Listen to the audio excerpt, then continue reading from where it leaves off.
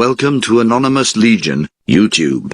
The NSA is watching everyone, recording all your calls, texts, emails, social media, web browsing, credit card transactions, power consumption, water usage, travel, financial records, GPS locations and more. Watch closely as Tucker Carlson interviews Bill Binney, an NSA whistleblower, who explains why President Donald Trump was correct when he claimed that he had been wiretapped. He also confirms that since 2001 the government has changed their policies, so that they are able to monitor American citizens without any type of warrant and without any justification, and use this information any way they see fit.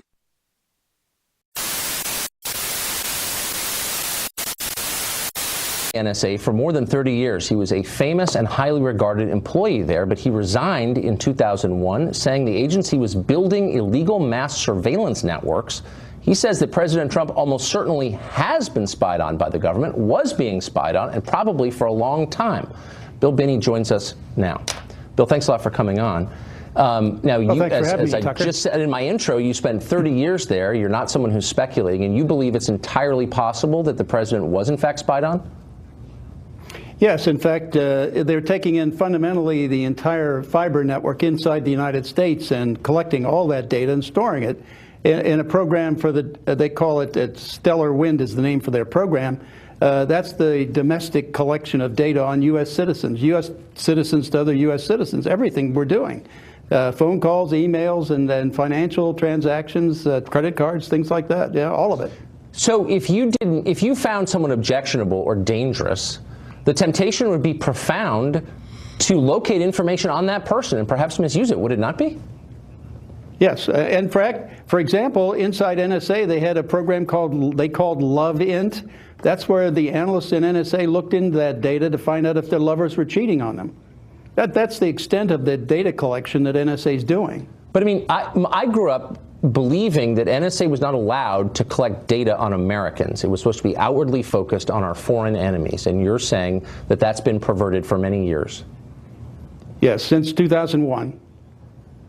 So what do you make of considering what you just said is that the NSA has all the information? So presumably they could prove or disprove the claims about Russian tampering in this election. They could prove or disprove Trump's tweet about being spied upon. Why wouldn't they? Well, that would get into the extent of which they've penetrated the network inside the United States. There's another program going on here that not too many people are talking about. They're not even addressing. I think you were trying to get at it with your previous guest. Inside NSA, there's a set of people who are, and we got this from another NSA whistleblower who witnessed some of this.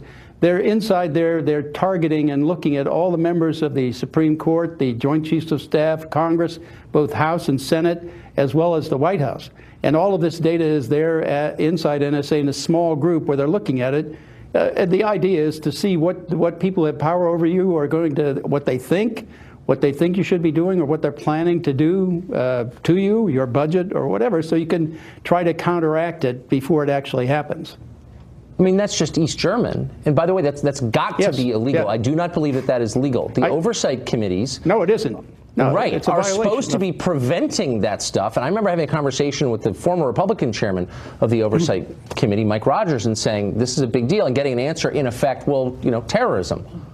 That doesn't sound like this has anything to do with terrorism.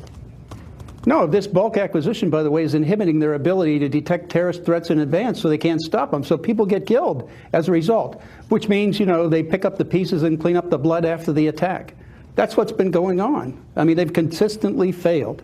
When Alexander said they'd stop 54 attacks, and he was challenged to produce the evidence to prove that, he failed on every count.